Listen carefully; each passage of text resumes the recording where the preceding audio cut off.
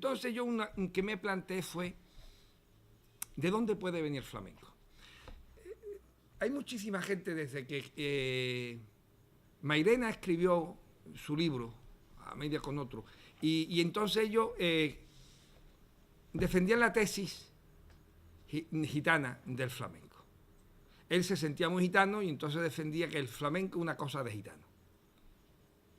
Que la unión, y entonces tú te pones a mirar y que si la unión de esos gitanos con el pueblo andaluz creó no sé cuánto, pero a mí por diferentes motivos no me cuaja. Por ejemplo, ningún gitano que no sea nuestro sabe cantar flamenco, que no tiene ni idea, ¿no?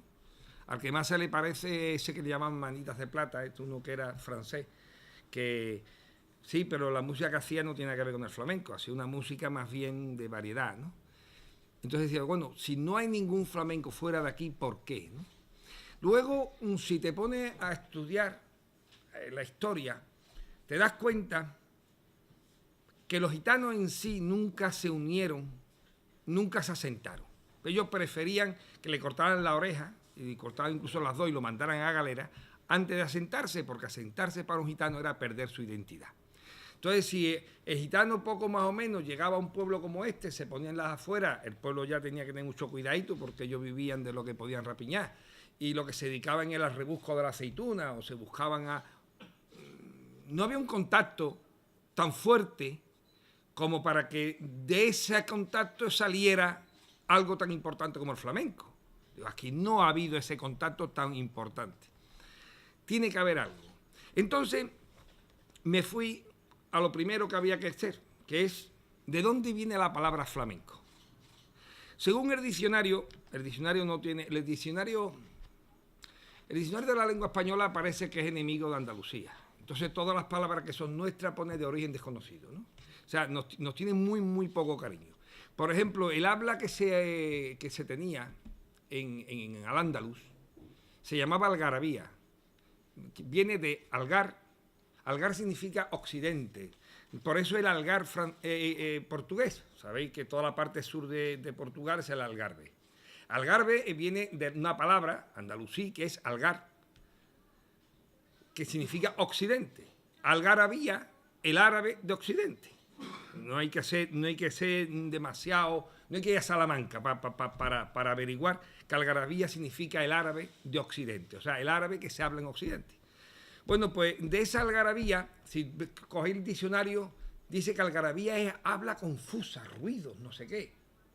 No pone que sean el habla de Al-Ándalus en ningún momento. ¿Por qué? Porque no conviene, no interesa, ¿no?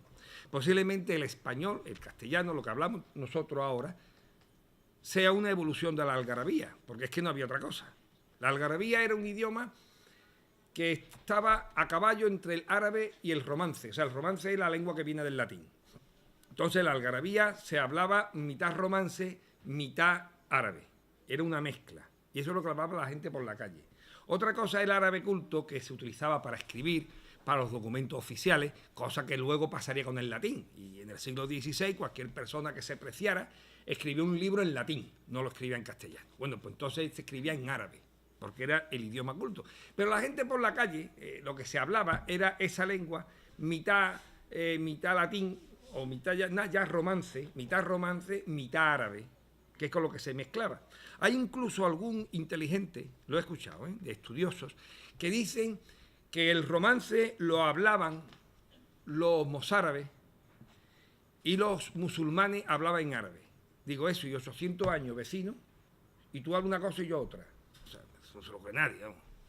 Aquí mañana viene un tío de donde sea y a los 4 días está sapurreando lo que se habla, ¿no? ¿Por qué? Porque es que no hay otra manera. O sea, entonces, ¿cómo va a existir una convivencia de 800 años si el mozárabe habla en romance y yo hablo en árabe?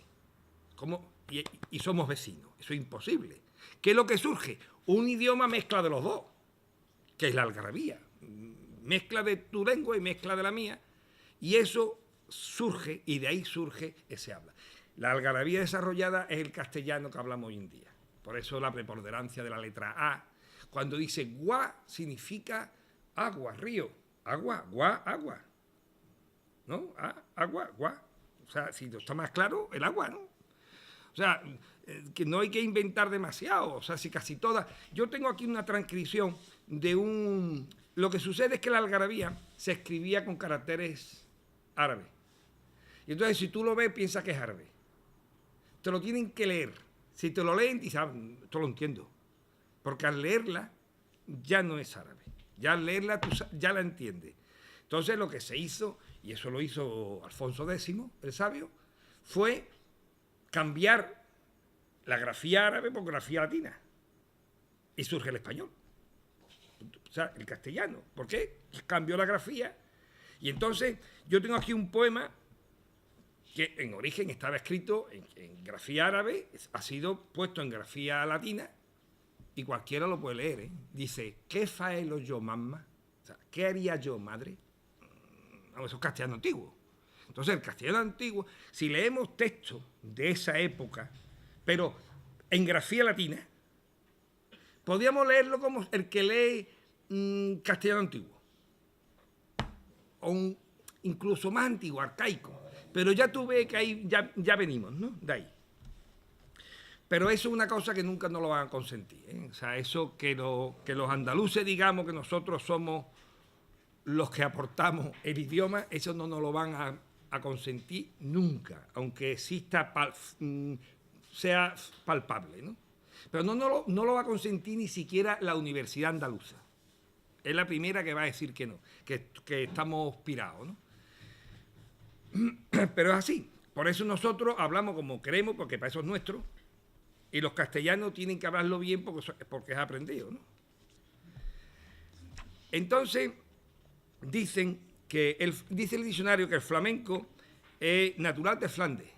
Hay quien decía que el flamenco viene de la palabra Flandes porque al cantar se pone colorado.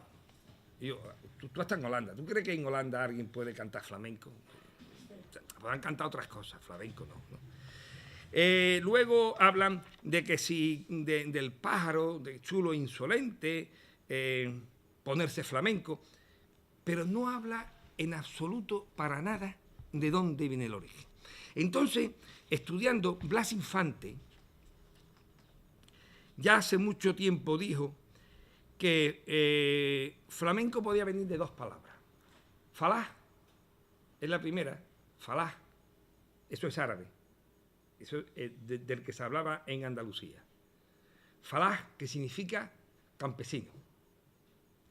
Y él decía después que venía de Ningurín, es que no tengo la gafa, Ningurín Art, bueno, que significaba campesino sin tierra, o mangú, campesino huido, es lo que él habla, ¿no? De que Felah Mengú. En el libro hay otra serie de teorías sobre eso mismo, de diferentes personas, hasta que no hace mucho Antonio Manuel, que es de Jaén, creo que dio con la clave. Flamenco viene de Falah Mancú. Falah Mancú significa campesino desheredado, o sea, jornalero. El campesino que se lo han quitado todo. Que no hay que confundir con Mindum. Mindum es de donde sale nuestra palabra Mindundi. Cuando se dice a alguien este es un Mindundi, el Mindundi viene de una palabra andalusí que es Mindum, que significaba al que le han robado. Pero Mencú significa al que le han robado hasta su esencia, al que no le han dejado absolutamente nada. No solamente le han robado sus objetos materiales, sino que incluso le han robado su identidad. Eso significa mangú. Entonces, campesino desheredado, sin nada. Jornalero. Entonces, flamenco se podría traducir perfectamente por jornalero. Esa sería la traducción hecha si pensamos que viene del andalusí, la palabra flamenco. Entonces ahí ya me dio una idea de cómo podría ser por dónde podría venir el flamenco. Entonces veo que yo creo aquí también el saludo flamenco por excelencia es a la paz de Dios. ¿No dicen eso? A la paz de Dios. Eso es literal de Salam Aleikum. Los moros se saludan diciendo Salam Aleikum. y los flamencos se saludan a la paz de Dios. O sea, es una transposición de esa misma fórmula al flamenco. Uno está en árabe, otro está en castellano. Sin más. Pero hay una cosa curiosa. ¿Sabéis de dónde aparece la palabra olé? Que es lo que se grita en flamenco, lo más dice herle, ¿no? Que todavía es peor, vamos, es más significativa. Yo en cierta ocasión estuve, como casi me meto en todo lo que puedo, tengo poco miedo porque la experiencia que se adquiere metiéndose en los sitios, aunque muchas veces pasa uno miedo, pero se mete. Bueno, por una ocasión, ahí no pasé miedo ninguno, estuve con unos musulmanes y dentro de las actividades que se hicieron, oye, llegó un chiquitín y cantó una chura del Corán. Me pareció como si un ángel hubiera aparecido, ¿no? Una preciosidad. Claro, cuando acaba, tú intentas aplaudir. Entonces me dice, no. Aquí se dice halá. Cuando a ti algo te gusta, los musulmanes dicen halá. Mientras más halá digan, la ovación dura más tiempo la ovación, ¿no? Entonces ellos no aplauden, sino dicen halá. Vamos, y ya palma por bulería, es decir, halá guarbaj. Eso ya quiere decir, eso es que ya esto ha sido monstruoso, ¿no? Que significa Alá es grande. Bueno, pues cuando los cristianos conquistan al Andaluz, le prohíben sobre todo a los moriscos, hablar de Alá. Y entonces en vez de decir Alá, dicen olé. Sin más. Pero había una cosa, se llama Ismela, que era dentro del Andaluz, que era cambiar las A por las E. Eso se da mucho en Andalucía y en el Levante. O sea que en vez de decir Alá, se decía Gelé. Y hoy en día el flamenco no dice ole, dice Gelé. O sea, está diciendo Alá. El grito cuando uno está diciéndole ole a una actuación, está rememorando la época en la que decía Alá. Y ahora se dice ole o Gelé.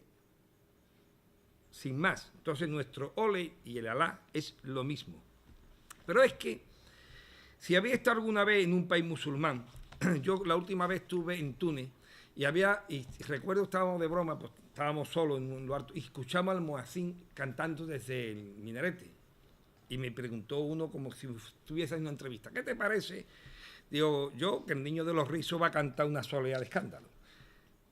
Porque lo que estaba era entonándose para cantar una soleá. Esa manera de escuchar yo a ese muezzin cantando. El muezzin que lo que dice es la ilallah, o sea, no hay otro Dios sino Alá, ilallah, que nos recuerda, si metemos incluso la imela, eso cuando dicen hell, no, yo no lo sé, no quiero que me peguen los flamencos, yo no sé cantar flamenco, mira que nació allí. Y bailo como un cojo, o sea que... Entonces, si alguien intenta ahora mismo hacer, por ejemplo, una entonada para una seguirilla y recordar lo que está diciendo es eso. Y la paquera, cuando decía ole, terminaba, ¿no? Ella había hecho ese canto y al final decía jalá. Aunque ella no lo supiera. Hay una cosa interior nuestro que nos lo va diciendo sin necesidad de ser consciente de ello. O sea, es algo que tenemos en nuestro interior, no por fuera. O sea, es nuestro subconsciente el que nos sigue actuando así. Bueno, pues dentro del flamenco existe una palabra que se utiliza muchísimo, que es la palabra fatiga. Pero se utiliza la palabra fatiga no como náusea, que en castellano el diccionario dice que es náusea, y también dice que es cansancio, ¿no? Fatiga en castellano es cansancio o náusea. Eso, a ver si puede apagar el ordenador. Sí, perdón. Apaga el ordenador, Esther, por favor. Apágalos todos. Náusea o cansancio es fatiga en castellano. Sin embargo, cuando se refiere a fatiga en el flamenco, la fatiga esa no significa ni náusea ni cansancio. Significa sufrimiento. Y esa acepción de sufrimiento no la recoge el diccionario para el castellano. Eso viene del árabe. En árabe hay una palabra que es fatiha, que yo no sé si pronunciaré bien, pero es más o menos, que fatiha significa sufrimiento. Entonces, la palabra fatiga del flamenco nos puede venir muy bien de esa fatiha que se hablaba. Pero es que además, nosotros tenemos una cosa, que cuando un tío es muy pesado, decimos como un fatiga, ¿no? Ese tío es un fatiga, también por pesado. Los musulmanes utilizan los de fatiha para pedirlo todo. Si pone fatiha, por favor, dame esto, no sé, cuando te están pidiendo algo. Con lo cual sería muy fácil que decir no fatiga, tío. O sea, pues no es fatiha, o sea, no lo repite veces, ¿no? Y de ahí podría venir. Pero luego hay otra palabra que se llama faraj en árabe o en andalusí, que de ahí puede venir perfectamente la palabra farra o feria, puesto que faraj significa fiesta. Irse de faraj, de farra, incluso de feria, yo creo que más viene feria de ahí que del mercado de ganado. Luego hay muchas más palabras. Jaleo viene de jalar. Hay una cosa que es el haram, que es lo prohibido. De ahí viene jarana, irse de jarana e irse de lo prohibido, que viene de haram. Y halá, que es lo permitido. Y de ahí viene, no jala bien este tío. O sea, come de lo permitido, no hace haram. Hay otra palabra que es muy curiosa. Lo que pasa es que esa palabra ha sido muy denostada. Una palabra que ha perdido totalmente, que es la palabra cábila. La palabra cábila, desde la guerra de Marruecos, pues cuando alguien se dice este tío es un cábila, significa que es un salvaje, que es un, ¿no? Aquí, me imagino aquí también, ¿no? Igual que en Jerez, ¿no? Cuando se dice que alguien es un cábila, significa que eso, que es un salvaje. Bueno, pues el seno familiar en Al-Ándalus y entre los moriscos después era la cábila. Ese era el seno familiar. Más allá de la familia, o sea, la familia en grande era la cábila. Los que sabían. Y de ahí nos viene a los flamencos los cabales. Que además es con B, igual que cábila. Los cabales. ¿Cuándo son los cabales? Nosotros, los nuestros, los de la cábila. Los que sabemos dónde estamos. Entonces, cuando están los cabales escuchando flamenco, es porque están los de la cábila.